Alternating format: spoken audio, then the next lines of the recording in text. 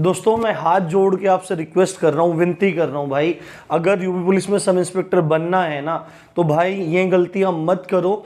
और इस तरह की वीडियो बनाने का कारण सिर्फ इतना है कि मैं आपका भला चाहता हूँ। इसका कारण ये नहीं कि मैं आपके पास वीडियो पहुंचा देना चाहता हूं। मेरे पास आपसे संवाद करने का माध्यम सिर्फ ये वीडियो है और कुछ नहीं। और मैं आपके बार बार कमेंट देख रहा हूं, आप कमेंट्स को रिपीट कर रहे हैं। हजारों कमेंट आते हैं मेरे पास इस तरह से कि सर ये हो रहा है, वो हो रहा है, ये हो रहा है, वो हो रहा है, आप जल्दी करो, ये करो, वो करो। तो प्लीज भाई ये गलतियां मत करो।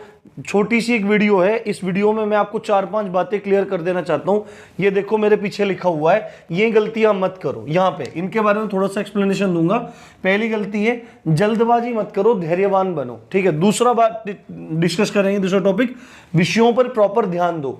ठीक है, तीसरा पॉइंट है एग्जाम की तासीर समझो। तासीर का मतलब मैं आपको बताने वाला हूं अभी। चौथी बात है स्मार्ट वर्क करो पर समय भी दो। और पांचवी बात है रिवाइज करो। सबसे पहले मैं आपको ये वाली बात बताता हूं, यहां पे ध्यान दो, जल्दबाजी मत करो, धैर्यवान बनो। देखो क्या है, मुझे पता है कि अभी मैंने आपको जानकारी भी दी थी कि आपका एग्जाम होने वाला है। आपके 25 मार्च को लखनऊ से जो दैनिक जागरण प्रकाशित होता है उसके पेज नंबर 2 पर ये एक विज्ञप्ति आई थी, ये सूचना आई थी कि जून में आपका एग्जाम होगा। तो संभवतः आपका एग्जाम जून के एंड तक होगा। तो अगर हम मान लेते हैं कि जून के एंड में आपका एग्जाम होने वाला है, तो आज से अगर आप देखेंगे तो पूरा अप्रैल पड़ा है, पूरा मई पड़ा है, पूरा जून पड़ा है और 3 महीने पर्याप्त हैं इस एग्जाम को क्रैक करने के लिए। पर आप गलती कहां पे कर रहे हो, आप जल्दबाजी कर रहे हो। आप मेरी बहुत बारीक सी बात समझना, आप क्या काम कर रहे हो, आपको समय कम लग रहा है, आपको लग रहा है कि समय कम है। हाँ, वास्तविकता में समय कम है, 3 महीने ज्यादा भी नहीं है और कम भी नहीं है। अगर आप चाहोगे तो आपका एग्जाम आराम से क्वालिफाई हो जाएगा, इतना ये समय है। और अगर आप चाहोगे नहीं तो ये भी समय आपके लिए कम पड़ने वाला है। अब आप मेरी बारीक सी बात समझो, हमको क्या इस समय क्या हो रहा है, आपके सामने एग्जाम डेट आ रही है, आपका माइंड जो है वो पैनिक हो रहा है, आप परेशान हो रहे हो कि यार कैसे करूं कैसे करूं कैसे करूं। तो जल्दबाजी आपको लग रही है, जल्दबाजी हो रही है। पर आप इस चीज का हमेशा ध्यान रखिए कि जितनी आप जल्दबाजी करेंगे, आप चीजों को फटाफट पढ़ने का प्रयास करेंगे, जल्दी पढ़ने का प्रयास करेंगे। और उसमें यह होगा कि आपके मन को जो पैनिक हो रहा है उसको धीरे धीरे तसल्ली मिलनी शुरू होगी कि हाँ भाई मेरा काम जल्दी चल रहा है। पर एक्चुअली में आपके हाथ में कुछ भी नहीं आ रहा होगा, ना आपके कॉन्सेप्ट्स क्लियर हो रहे होंगे, बस आपका सिलेबस पूरा हो रहा होगा। और सिलेबस पूरा करना ही एग्जाम की जरूरत नहीं है। देखो एक बात सोचो यार, आपको वो 35% वाला 50% वाला शर्त दे रहा है, उसके बाद आपसे डिफरेंट टाइप के क्वेश्चन पूछ रहा है। किसी भी एग्जाम का ये मतलब नहीं होता है कि वो आपकी नॉलेज को जज करे। अगर आपको नॉलेज को जज करता ना तो वो 35% नहीं बोलता, वो उसको 70% बोलता कि भाई मेरे को हर सब्जेक्ट में 70% नंबर चाहिए, यानी कि वो आपकी नॉलेज को टेस्ट करना चाहता है।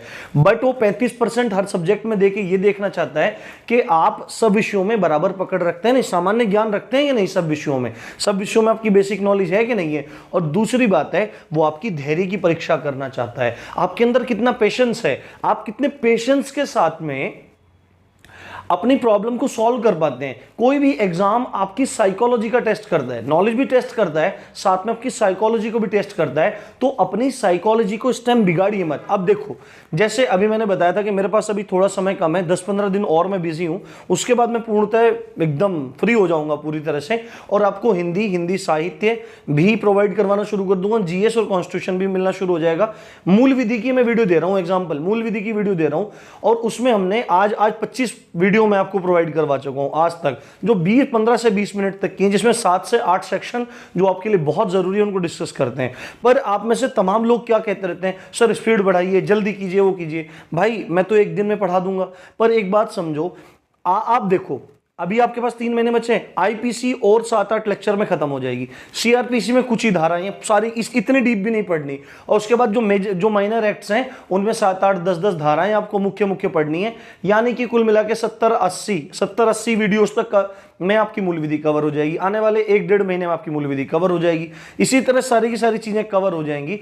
तो अपने धैर्य को बनाओ रखो। मैं 20 मिनट की वीडियो दे रहा हूं, वो मैं 2 घंटे की भी कर सकता हूं उसको, मेरे को तो बढ़िया है, मेरे को तो आप लोग बिजी रहें, पर मैं आपका भला चाहता हूं भाई। आप लोग दरोगा बन जाएं, इस बात को मानो आप लोग कि मैं आपका भला चाह रहा हूं। इसलिए मैं 20 मिनट की वीडियो दे रहा हूं। जब भी आपका टाइम लगे 20 मिनट वहां से मूल विधि पढ़ लो, 15 मिनट उसको रिवाइज कर लो, आपकी प्रॉब्लम सोल्व हो जाएगी। आपको घंटों किताबें उठा के पढ़ने की जरूरत नहीं पड़ेगी।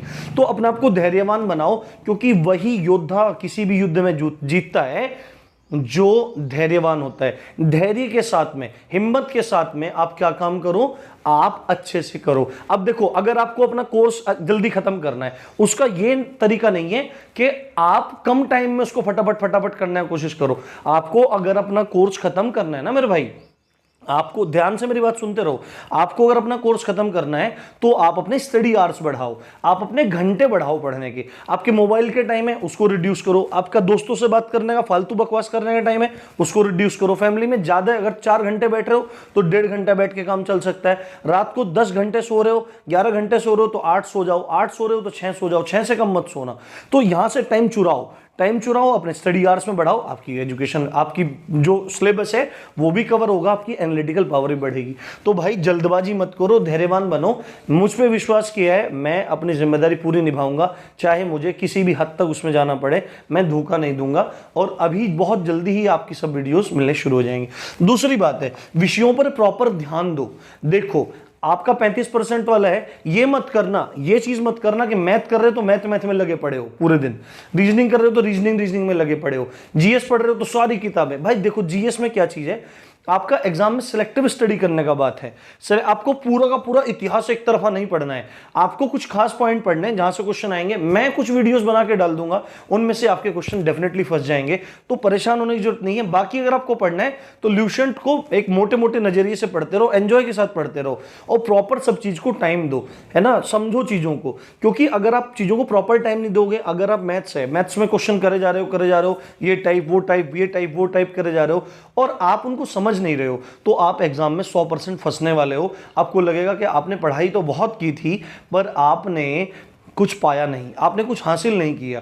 और क्या करो, सब चीज पे ध्यान मत दो। यूपीएसआई निकालना है, मैथ्स को फोकस करो, हिंदी को बहुत अच्छे से फोकस करो, रीजनिंग को बहुत अच्छे से फोकस करो, मूल विधि को अच्छे से फोकस करो, संविधान को फोकस करो, और करंट अफेयर को फोकस करो। करंट अफेयर को कैसे पढ़ना है ये मैंने बता दिया, उसका वीडियो का लिंक भी दे दूंगा। रोज 1.5-2 घंटा नेट पे जाके, ऑनलाइन जाके अपने टाइम बर्बाद मत करो भाई।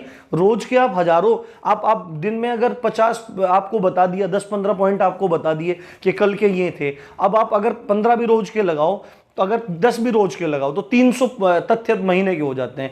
क्या आप 300 तथ्य याद रख सकते हो? मैं नहीं मानता हूं। तो आप अपनी एनालिटिकल पावर को देखो, अपनी खुद की समझ को देखो। तो विषयों को प्रॉपर टाइम दो भाई, और अच्छे से चीजों को तैयार करो। जो सिलेक्शन कराने वाले सब्जेक्ट हैं उन पे ज्यादा फोकस करो, जो माइनर पार्ट्स हैं उन पे ध्यान मत दो। अब आप में से कुछ लोग मुझसे पूछ रहे थे एनवायरमेंट कराओ। भाई एनवायरमेंट के क्वेश्चन जीएस के थ्रू नहीं आते हैं। आपको पता होना चाहिए कि मूल विधि सेक्शन में माइनर एक्ट्स आता है, पर्यावरण संरक्षण अधिनियम और वन एवं वन्य जीव संरक्षण अधिनियम, वहां से क्वेश्चन बनते हैं। उस टॉपिक को आप पर्यावरण मत लेके जाओ, पर्यावरण से क्वेश्चन नहीं आ रहे हैं, एक्चुअली वो मूल विधि के अंतर्गत आपके क्वेश्चन आ रहे हैं। मूल विधि का मतलब आईपीसी सीआरपीसी की धाराएं नहीं है, वो सारे एक्ट्स हैं तथा उनमें कही गई बातें हैं। आप गहनता से समझो भाई। देखो, सब लोग अपने ज्ञान के अनुसार चीजों को बता रहे हैं, पर मुझे आपकी चिंता है भाई, मुझे आपकी चिंता है। कम से कम अपनी बुद्धि खोलो भाई, अब भी खोलो, नहीं तो बहुत पछतावा हो जाएगा। मेरा कुछ नहीं बिगड़ेगा, मेरे को अपार दुख होगा जब आप रह जाएंगे। उसके बाद तीसरी बात है, एग्जाम की तासीर को समझने का प्रयास करो। तासीर में जैसे मैंने बताया कि आपको क्या चीज, तासीर मतलब उसका पैटर्न क्या है। सबसे पहले अगर अभी तक सिलेबस नहीं देखा है, सिलेबस को जाके देखो। और मैंने भी एक प्लेलिस्ट बनाई है, 5-6 उसमें वीडियोस हैं, एग्जाम को एनालिसिस किया है। आप उस एग्जाम को एनालिसिस करो, उसको आप जाएंगे, उसका लिंक मैं यहाँ पे प्लेलिस्ट का दे दूंगा, आप उस प्लेलिस्ट के लिंक में जाके देख लो, आपको अच्छे से चीजें क्लियर हो जाएंगी। खुद भी आप साइट पे जाओ भर्ती बोर्ड की, वहां से पूरा का पूरा जो आपका नोटिफिकेशन है उसको चेक करो, आपके एग्जाम में क्या क्या पूछा जा रहा है, क्या नहीं पूछा जा रहा है। मैंने भी बताया, आप भी देखो। और साथ में आप क्या काम करो दोस्त, आप पैटर्न समझो। पुराने पेपर उठाओ जो 2017 के ऑनलाइन के थे, उसमें महसूस करो कि क्वेश्चन किस टाइप से आ रहा है। रीजनिंग में क्वेश्चन किस टाइप से पूछ रहा है, हार्ड पूछ रहा है, नॉर्मल पूछ रहा है, ठीक है। ये चीजें करना जरूरी है भाई। युद्ध के लिए जा रहे हो तो सेनापति हो ना, अपने आप सेनापति हो, तो सेनापति हो तो कम से कम स्ट्रेटजी तो बनानी पड़ेगी। स्ट्रेटजी भी मैंने बहुत अच्छी बनाई है, देखी होगी आप सबने। नहीं देखी है तो यूपी पुलिस 2021 एक नाम से प्लेलिस्ट बनी हुई है, उसमें सब चीजें आपके मटेरियल का मसला पड़ा हुआ है, पूरा माल मसाला पड़ा हुआ है, जाके देखो, मैंने बहुत मेहनत की है उसमें। तो आप स्ट्रेटजी बनाओ, वहां से मदद ले लो, और उसके बाद जब तक अगर योद्धा युद्ध की रणनीति नहीं बनाएगा, अपने दुश्मन को जानेगा नहीं, तो आप जीत नहीं सकते। तो अपने दुश्मन को जानो, पेपर को देखो जाके कि पेपर कैसा आ रहा है, कैसा नहीं आ रहा है, मैथ्स में किस टाइप के क्वेश्चन पूछ रहा है, किन टॉपिक से कैसे क्वेश्चन आ रहे हैं, हार्ड आ रहे हैं, इजी आ रहे हैं, फॉर्मूला लगा कर सकते हैं। एक चीज मैं आपको बताता हूं, मैथ में जब भी कोई क्वेश्चन हार्ड होता है तो हमेशा आप ध्यान देना, उस क्वेश्चन में, एक ही क्वेश्चन में 2 या 3 क्वेश्चन मर्ज हुए रहते हैं, 1-2-3 क्वेश्चन जुड़े रहते हैं एक साथ में। तो आपको उन चीजों को ध्यान रखना बहुत ज्यादा जरूरी है। तो आप तासीर को समझो, ठीक है। चौथी बात है, स्मार्ट वर्क करो। आप स्मार्ट वर्क करो पर आप प्रॉपर टाइम दो। आप स्मार्ट वर्क करो पर प्रॉपर आप टाइम दो। आपको अगर लग रहा है कि आपका 6 घंटे में काम चल रहा है तो आप 6 घंटे दो। अगर आपको लग रहा है आपको 2 घंटे एक्स्ट्रा बढ़ाने की जरूरत है, 2 घंटा और एक्स्ट्रा बढ़ाने की जरूरत है, तो 8 से 10 घंटे पढ़ो, पर 10 घंटे नियम से पढ़ना। मोबाइल साइड में रख दो, फालतू की चीजें चलाना बंद कर दो, तो आपको चीजें बहुत अच्छे से क्लियर होने लगेंगी। और 3 महीने की बात है यार, 3 महीने जी जान लगा के झोंक दो मेरे भाई। उसके बाद जिंदगी में कभी भी किसी के सामने हाथ फैलाने की या आपको किसी की सहानुभूति की आवश्यकता नहीं होगी। आप हमेशा अपने कंधों पर अपनी जिम्मेदारी को उठा पाएंगे और कभी भी किसी के सामने नहीं झुकेंगे। तो समय पर समय भी दो, समय दो, बस 3 महीना मेहनत करो, सारे कट ऑफ कर दो कि भाई हम 3 महीना बाद आपसे मिलेंगे, उस तक हमारी छुट्टी। और उसकी बात, अब देखो मूल विधि में क्या है, मैं आपको मेन पढ़ा रहा हूँ, बहुत इंटरेस्ट के साथ पढ़ा रहा हूँ, आपको समझ में भी आती होगी। आपको याद क्यों नहीं होती? आप करते होंगे, लिखते होंगे, और लिखने के बाद क्या करते होंगे, वो बंद, बस लिखा बंद, लिखा बंद, तो याद कहां से होंगी? अब क्या काम करो, रिवाइज करो। कोई भी चीज हो, मैथ है तो प्रैक्टिस करो, ठीक है।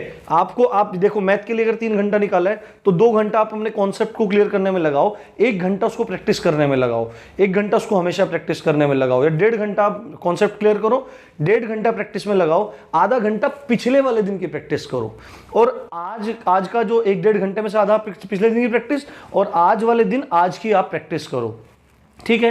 इसी तरह जीएस में अगर रिवाइज कर रहे हो तो 15 मिनट आप पहले दिन का रिवाइज करो और बाकी के टाइम में आज का रिवाइज करो। इसी तरह मूल विधि में कल की धाराएं फटाफट पढ़ लो, आज की धाराएं पढ़ लो। और संडे में कोई भी नया काम मत करो, संडे में केवल और केवल रिवाइज करो जो आपने पिछले हफ्ते में पढ़ा है। देखो आपके रास्ते खुलते चले जाएंगे, बिल्कुल भी दिक्कत नहीं होगी। मैं अपने अनुभव से कह रहा हूं, जो आज इस बात को सुन लेगा उस आदमी को कभी भी दिक्कत नहीं आएगी और आप यूपी पुलिस एसआई के एग्जाम में सेलेक्ट होंगे। तो मेरी हाथ जोड़ के विनती है, मेरे भाई, मेरे दोस्त जो भी देख रहे हैं, कि मुझे आपका सिलेक्शन चाहिए चाहिए चाहिए। और यही मेरी कामना है और यही शुभकामना मेरी तरफ से है कि आप जल्दी से अधिकारी बन जाएं और फिर हम जल्दी ही मिलेंगे। आपकी तरफ से मेरे को ढेरों मिठाइयाँ खानी है। देखो गाल भी कैसे मेरे सूख गए भाई, पहले मोटा था और मोटा मेरे को होना है। तो आप देख रहे थे राम जी की पाठशाला, मैं हूँ राम भारद्वाज। जय हिंद, जय भारत।